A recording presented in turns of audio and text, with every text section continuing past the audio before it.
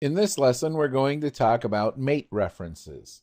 Let's open up an existing assembly from your Chapter 7 folder, and let's open the mate reference assembly. Now, the mate reference assembly has only one part in it. We need to have another part open.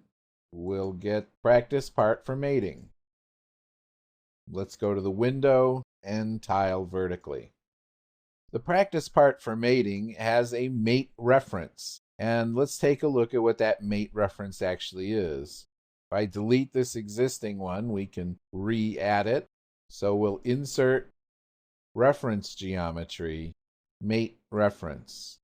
You can have named mate references, and we'll see why you might want to do that a little bit later. Generally, a part will have only a single mate reference. And usually I use it on library type parts, in particular fasteners and items of that nature.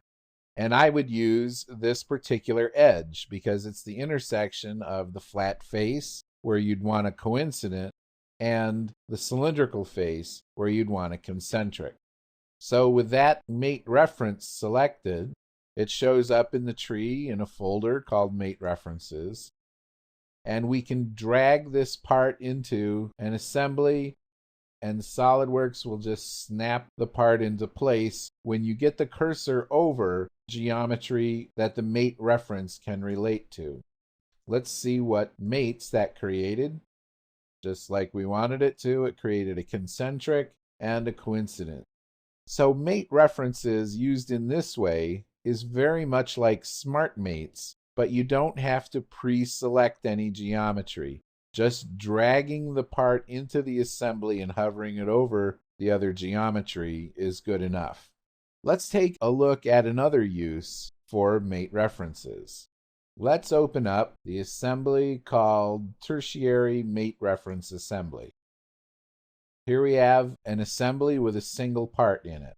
And this part already has a mate reference. If we open up the feature tree, we can look at the mate reference, and this one is set up a little more complex than the first one.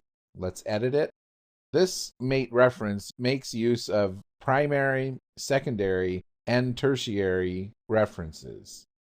The blue color references the light blue outer face of the disc.